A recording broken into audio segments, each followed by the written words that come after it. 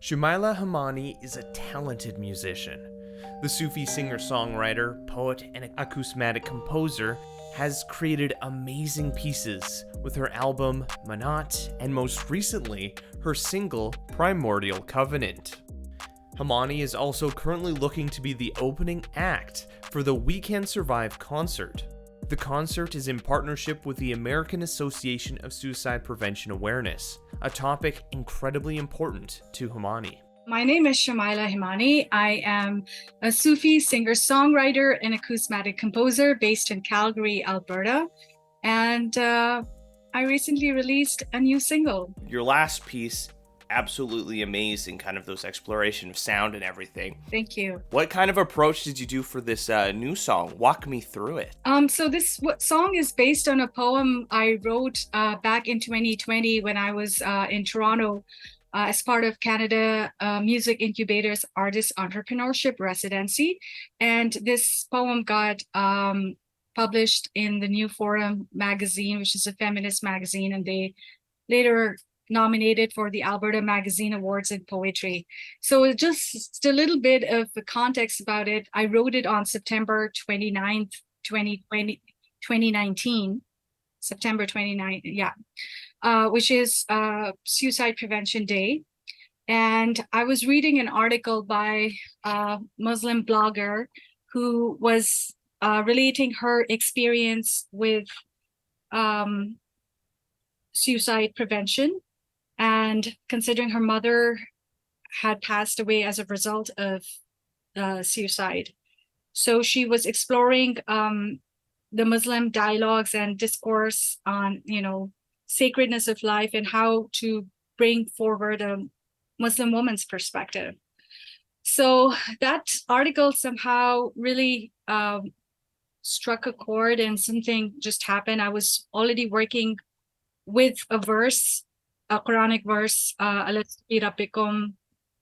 which is how the Sufi poet Shah Abdul Latif Bhittai, he starts his chapter of poetry, Sud Marvi, with this verse, and it kind of symbolizes the primordial covenant that the soul entered before coming to life within the Muslim.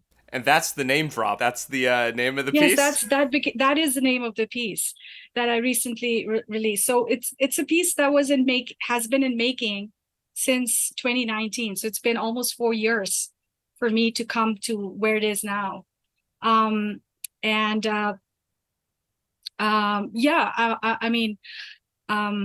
think it's the way it has resonated with the audience as well. Like, it was premiered at Arts Commons in June as part of TD Amplify, and then at the Sled Island Festival. People could resonate with the soul searching aspect within this piece. There's a search, and there is a covenant to stand for equity and justice and peace that this poetry brings forward. So I don't know, I'm still in the processing process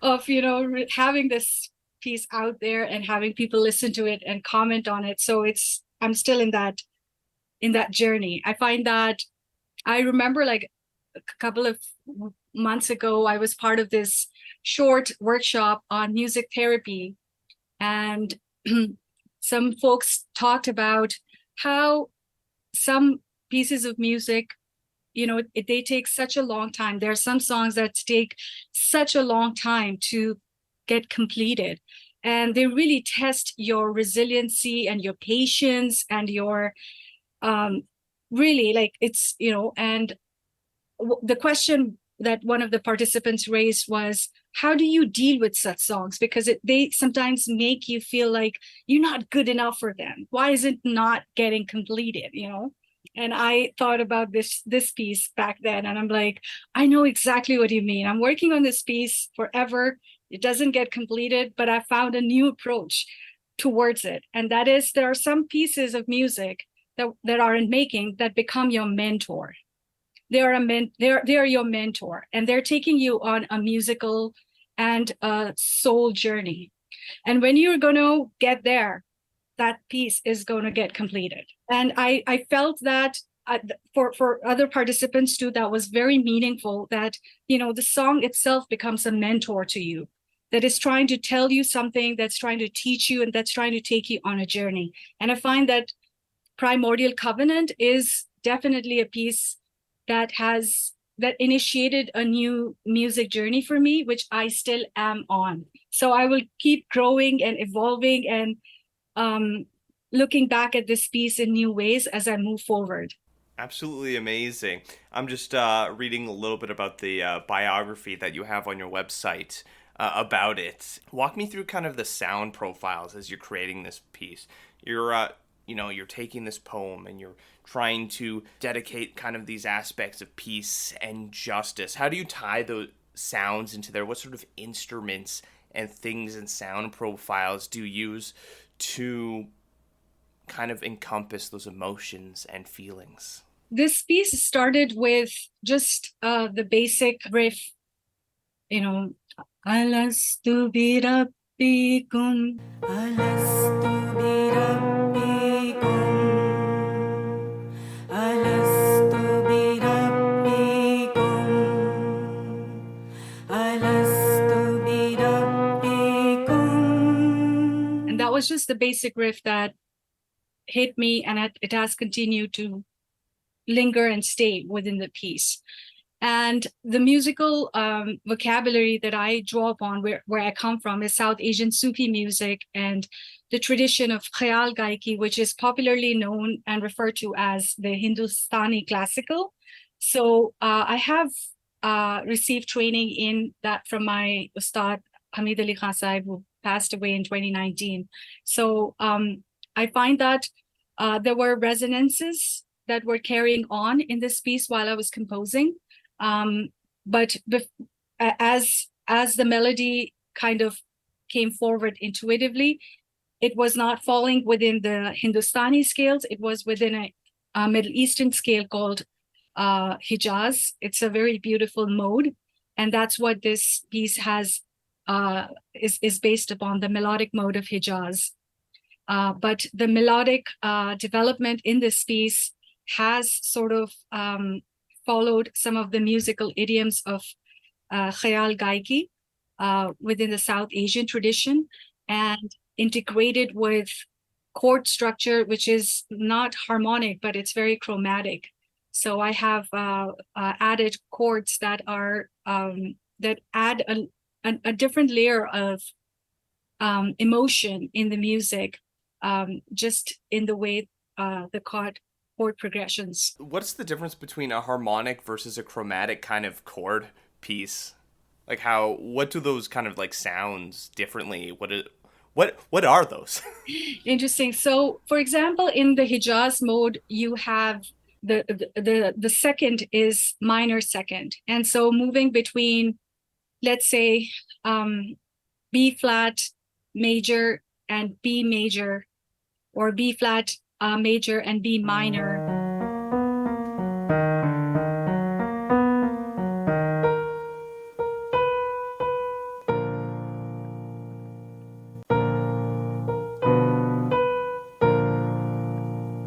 These are some of the things that you don't find in the classic harmonic tradition, but you can add it. In Western chromaticism, you have this option of free playing, not using the rules of harmony, and not being so concerned with the 1-5-1 structure, and dissolving the tensions and coming back to the tonic in that same way.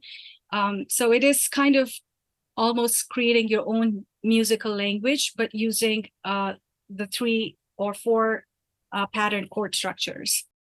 Also, you're number 2 on a contest to perform at the We Can Survive concert in New York City. What is that? And I guess just that's very exciting to also be number 2 already on that list. Yeah, this We Can Survive concert is a concert that's taking place in New York City or somewhere. I think they have recently come up with the venue, which is Prudential Center, and I think that's in New Jersey. And this is a concert that's taking place. It's being curated by Odyssey Entertainment in partnership with American foundation for suicide prevention awareness. There are like a couple of rounds, and the first candidate, or the candidate who is selected for the opening act, will be decided by the end of August or early September. So it's a very competitive rounds that we're going through. And currently I'm in the second round for this contest. What this will enable is for the person to open an act. It would be an opening act for a much bigger concert that is going to be, the headliner could have in the past been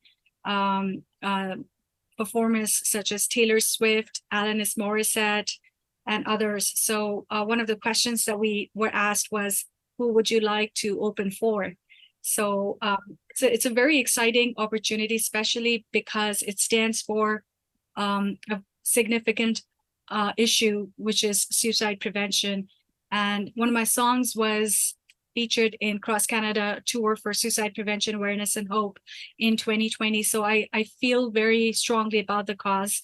And that's why I entered into this contest. And it's pretty exciting how it's moving forward. How do people help you continue to build? How do they help get you to that number one slot? Yeah, so you can follow me on Instagram at Shumaila Hemani. And in my profile, there is a link to vote. People can vote every 24 hours. It's totally free to vote.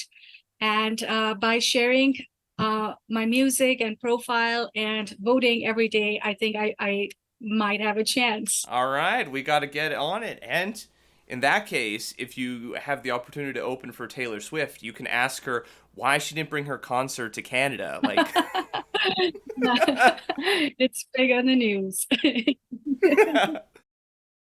Suicide prevention. Yeah, I think it's an incredibly important topic to raise awareness, kind of improve things, because these are 2019 statistics, but here in Canada, so according to Statistics Canada from 2019, approximately 12 people die by suicide each day. And with COVID and everything, and these senses of complete hopelessness or isolation, that number probably increased. So continuing to improve awareness and advocate for services and things for people like that, I think, is incredibly important. For yourself, why is it important to you? Why is spreading awareness about suicide prevention important? Well, I'm actually hearing a lot about South Asian international students in Canada who are dying from suicide every month.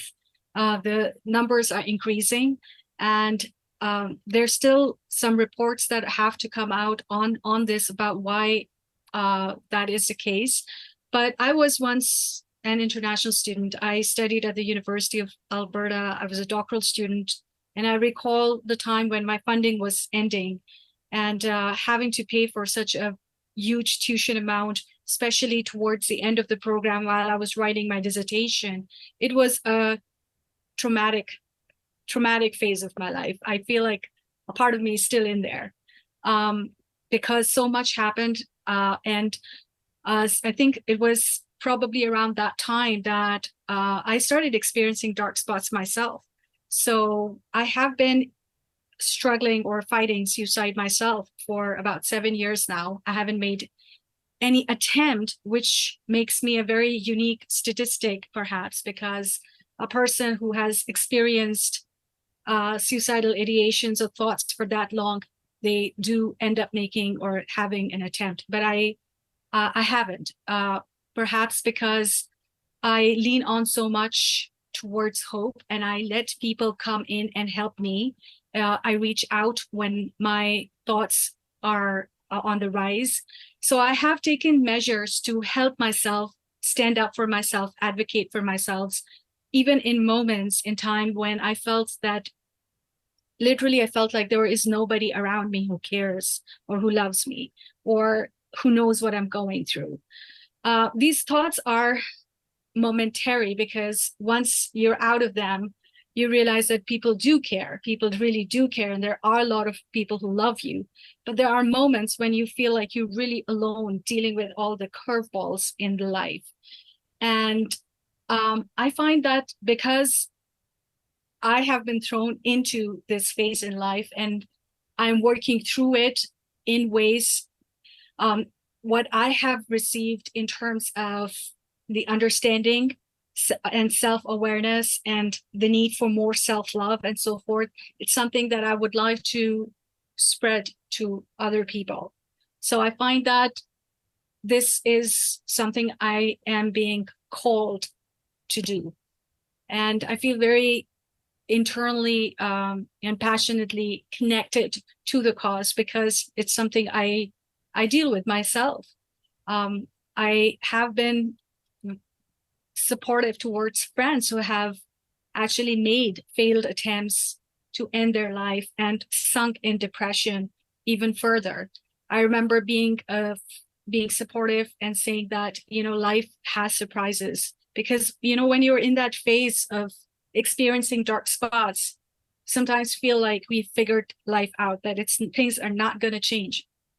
It's going to stay there, and you're struggling and trying so hard for no reason. You're just like this puppet in the grand story.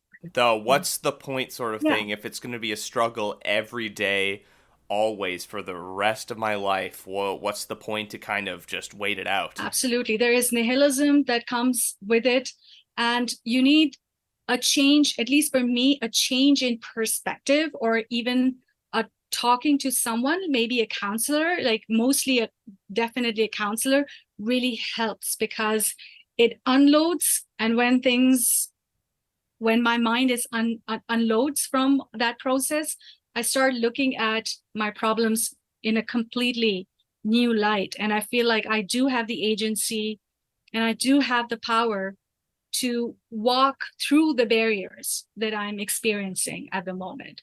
So it's not very easy. It's not an easy journey. And I find that the more you cross those barriers, because sometimes life is hard on those who are pushing the boundaries. And I think for me, that is one of the case, because I'm doing the kind of things that maybe no one in my family did before, no one in my friend circle has done before. So I'm continuously pushing the boundaries, and that's where my barriers come from.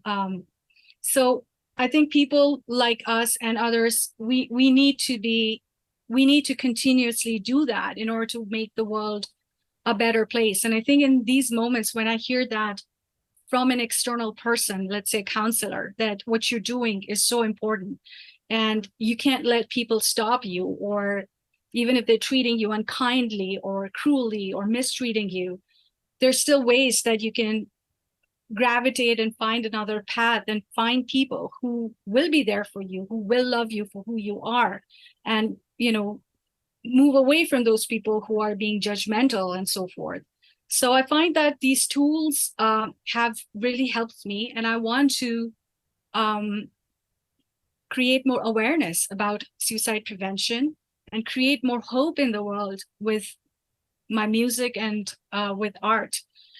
So this is something that I take very seriously, and I connect with very deeply. It can be hard sometimes with the news that comes out, with like the climate crisis and everything. Like, things can feel dire and bleak, and as you're mentioning, some people feel like they're walking a path alone, that there's no one else around there. But I like to think that everyone has a story, and it's unfortunate when those stories are never completed. The potential that every human life has and could potentially bring to the world. So yes, continue advocacy, providing services, as you mentioned, developing those tools with a psychologist and a counselor to help you through those difficult times. And I know it's hard to like find and build a support system, but the internet is a great thing. There are so many different groups and things that people can reach out to find people who have the same lived experiences, struggling with similar emotions and challenges that they are, and together, you can work. It's something that's not going to be easy, and something that it might never go away. It might be a feeling that's always there and you always have to work on. Absolutely. I think one has to figure out what works for you. If focus groups work for you, where you can go into a group setting and share how you feel with a group of people who are going through something similar, if that works for you, I think by all means, that is something that you need to reach out to. I felt for myself that focus groups made me feel more vulnerable, because the people I was working with came from such different forms of privilege that I felt even more vulnerable in those settings. So I found through a lot of work that crisis counseling worked for me. Sometimes, just when I'm in that phase, in that difficult moment, and reaching out to someone and having someone talk me through or talk me out of those difficult moments, that worked out for me even more than long-term counseling or short-term counseling, which can be kind of digressing at times, considering that you're coming out of a completely different phase, and then you walk into a counselor's office and then you spend 1 hour. And so what I'm trying to say is, if one thing doesn't work out for you, try another and try another. But there are a lot of ways that you can be helped. Don't give up on this. Yeah, don't give up on yourself. Hopefully, we can help you to make it to that stage, so we can continue to grow awareness about suicide prevention, and build a tomorrow that everyone has a chance and everyone has the tools they need to succeed. Mm-hmm. Thank you. I would be so honored. So once again, where can people go to find out more about your music, especially your new single, and where can they go to, help you live this dream of advocating on a big stage for suicide prevention? I think the best way is to go to my Instagram profile and follow me there at Shumaila Hemani.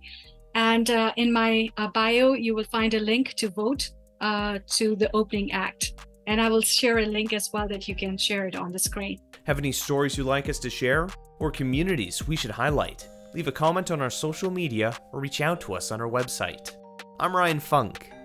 This was You Talk. And have yourself a good one.